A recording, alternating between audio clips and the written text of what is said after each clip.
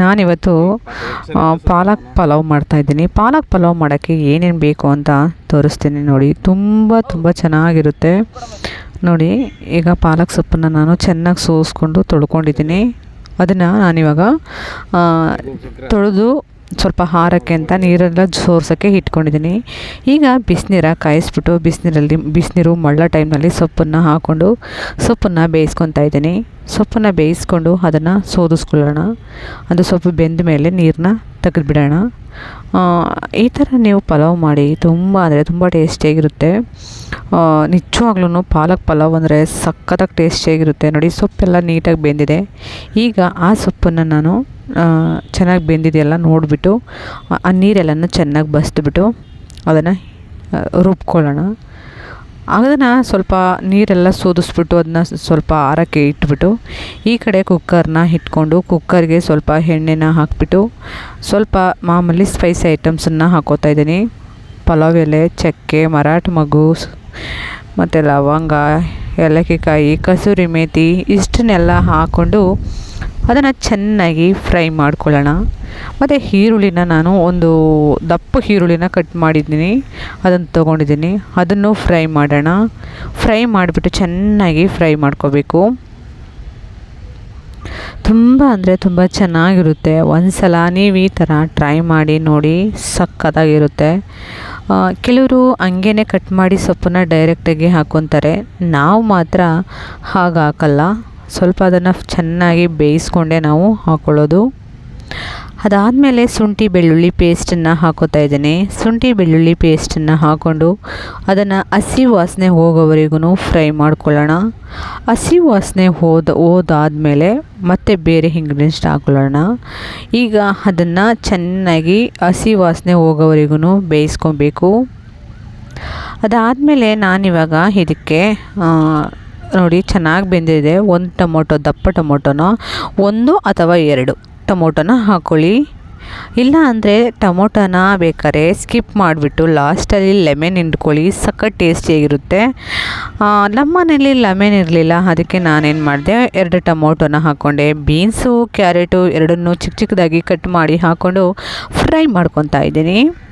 ಇದನ್ನು ಫ್ರೈ ಮಾಡಿ ಚೆನ್ನಾಗಿ ಎಣ್ಣೆಯಲ್ಲಿ ಫ್ರೈ ಆದಮೇಲೆ ಇದಕ್ಕೆ ನಾನು ಸ್ವಲ್ಪ ನೋಡಿ ನೀಟಾಗಿ ಬೆಂದಿದೆ. ಇದಕ್ಕೆ ನಾನು ಪುದೀನ ಸೊಪ್ಪು, ಸ್ವಲ್ಪ ಕೊತ್ತಂಬರಿ ಸೊಪ್ಪು ಎರಡನ್ನೂ ಹಾಕೋತಾ ಇದ್ದೀನಿ.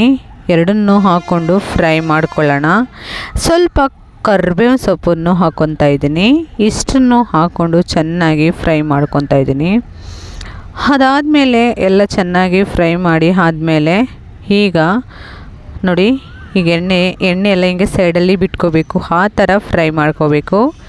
ಅದಕ್ಕೆ 1 ಸ್ಪೂನು ಧನಿಯಾ ಪೌಡರ್, 1 ಸ್ಪೂನು ಖಾರದ ಪುಡಿ ಇಷ್ಟನ್ನು ಹಾಕ್ಕೊಂಡಾದಮೇಲೆ ಸೊಪ್ಪು ಹಾರಿರೋ ಸೊಪ್ಪನ್ನು ಮಿಕ್ಸಿಲಿ ರುಬ್ಬಿಟ್ಟು ಹಾಕೋತಾ ಇದ್ದೀನಿ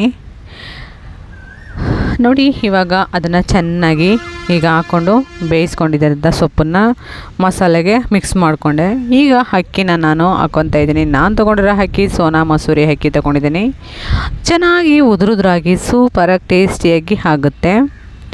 ಈಗ ಅದಾದಮೇಲೆ ನಾನಿವಾಗ ಅದಕ್ಕೆ 1 ಕಪ್ನಷ್ಟು ಮೊಸರನ್ನ ಹಾಕೋತಾ ಇದ್ದೀನಿ.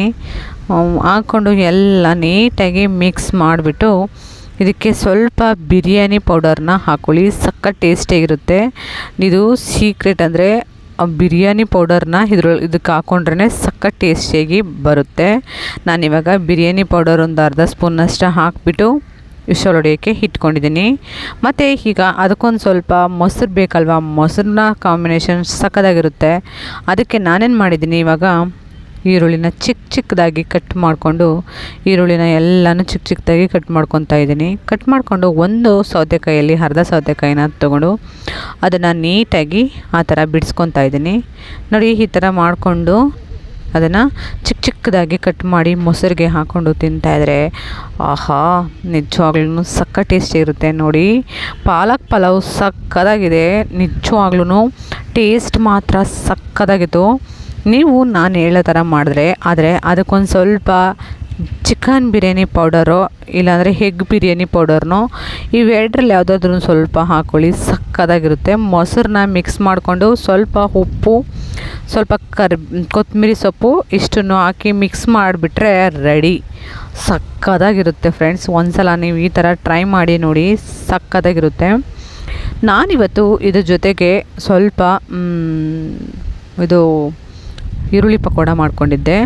ಈರುಳ್ಳಿ ಪಕೋಡ ಮಾಡಿದೆ, ಸಕ್ಕತ್ತಾಗಿ ಸೂಪರಾಗಿ ಸೂಟ್ ಆಗ್ತಾಯಿತ್ತು ನೋಡಿ. ಇವಾಗ ಈ ಥರ ಮಾಡಿ ಮಕ್ಳಿಗೆ ಕೊಟ್ರನ್ಕ ಸೂಪರಾಗಿ ಇಷ್ಟಪಟ್ಟು ತಿಂತಾರೆ ಮಕ್ಕಳು ನೋಡಿ. ಇಷ್ಟೇ ಸಿಂಪಲ್ಲಾಗಿ ಬೆಳಗಿನ ಬ್ರೇಕ್ಫಾಸ್ಟ್ ರೆಡಿ. ಅದ್ರ ಜೊತೆಗೆ ನಾನಿವತ್ತು ಈರುಳ್ಳಿ ಪಕೋಡನ ಮಾಡಿದ್ದೀನಿ. ಈರುಳ್ಳಿ ಪಕೋಡ ಮಾಡಿ ಅದಕ್ಕೆ ಕಾಂಬಿನೇಷನ್ನಾಗಿ ತಿಂದಿದ್ದು ಸಕ್ಕತ್ತಾಗಿರುತ್ತೆ. ಒಂದು ಸಲ ನೀವು ಈ ಥರ ಟ್ರೈ ಮಾಡಿ ನೋಡಿ, ಇಷ್ಟ ಹಾಗೆ ಆಗುತ್ತೆ ಅಂದ್ಕೊತೀನಿ. ನೋಡಿ ಯಾವ ಥರ ಮಾಡಿದ್ದೀನಿ ಅಂತ. ನೀವು ಒಂದು ಸಲ ಟ್ರೈ ಮಾಡಿ ನೋಡಿ, ಖಂಡಿತ ನಿಮಗೂ ಇಷ್ಟ ಹಾಗೇ ಆಗುತ್ತೆ. ಇನ್ನೊಂದು ಏನು ಅಂದರೆ, ಇನ್ನೂ ಒಂದು ಸ್ವಲ್ಪ ಸೊಪ್ಪನ್ನು ಹಾಕೋಬೋದು. ಬೇಕಾದರೆ ನೀವು ಸ್ವಲ್ಪ ಸೊಪ್ಪಿದೆ, ಬೇಕಾದರೆ ಇನ್ನೂ ಒಂದು ಸ್ವಲ್ಪ ಸೊಪ್ಪನ್ನು ಹಾಕೋತೀನಿ ಅಂತ ಅನಿಸಿದ್ರೆ ಹಾಕೋಬೋದು. ನಾನಿವಾಗ ಇಲ್ಲಿಗೆ ಈರುಳ್ಳಿನ ಕಟ್ ಮಾಡಿ ಉದ್ದುದ್ದಕ್ಕೆ ನೀಟಾಗಿ ಉದ್ದುದ್ದಕ್ಕೆ ಕಟ್ ಮಾಡ್ಕೊತಾ ಇದ್ದೀನಿ. ಈರುಳ್ಳಿನ ಕಟ್ ಮಾಡಾದಮೇಲೆ ಅದಕ್ಕೆ ಎಲ್ಲ ನೀಟಾಗಿ ಬಿಡಿ ಆದಂಗೆ ಕಟ್ ಮಾಡ್ಕೊಬೇಕು. ಒಂದೇ ಲೆವೆಲಾಗಿ ಕಟ್ ಮಾಡ್ಕೊಬೇಕು ಪಕೋಡಗೆ. ಈರುಳ್ಳಿ ಪಕೋಡ ಸಖತ್ತಾಗಿ ಟೇಸ್ಟಿಯಾಗಿರುತ್ತೆ.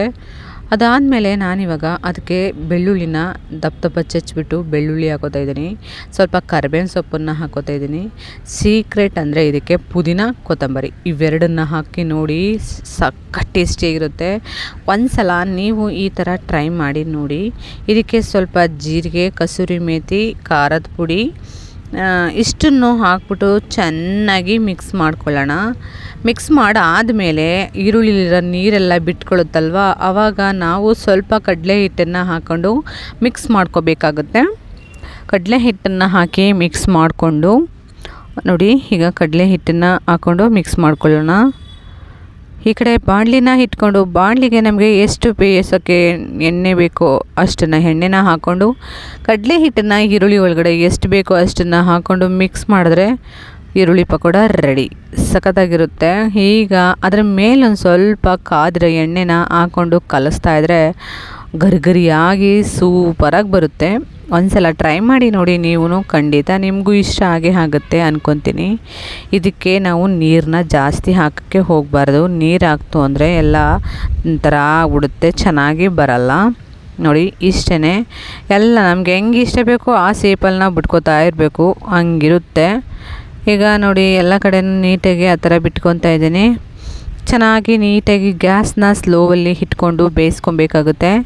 ಗ್ಯಾಸ್ನ ಸ್ಲೋವಲ್ಲಿ ಇಟ್ಕೊಂಡು ಬೇಯಿಸ್ಕೊಂಡು ಅದನ್ನು ಎತ್ತಿ ಪಲಾವ್ ಜೊತೆಗೆ ತಿಂತಾಯಿದ್ರೆ ಆಹಾ, ಏನು ಹೇಳ್ತೀರಾ, ಇಷ್ಟ ಆಗೇ ಆಗುತ್ತೆ ಅಂದ್ಕೊತೀನಿ. ಇಷ್ಟ ಆದರೆ ಲೈಕ್ ಮಾಡಿ, ಕಮೆಂಟ್ ಮಾಡಿ, ಸಬ್ಸ್ಕ್ರೈಬ್ ಮಾಡ್ಕೊಳ್ಳಿ, ಬೆಲ್ ಬಟನ್ನ ಫ್ರೆಶ್ ಮಾಡಿ ನಿಮ್ಮ ಫ್ರೆಂಡ್ಸ್ಗಳಿಗೆಲ್ಲ ಶೇರ್ ಮಾಡ್ಕೊಳ್ಳಿ ಫ್ರೆಂಡ್ಸ್. ಓಕೆ ಫ್ರೆಂಡ್ಸ್, ಬಾಯ್.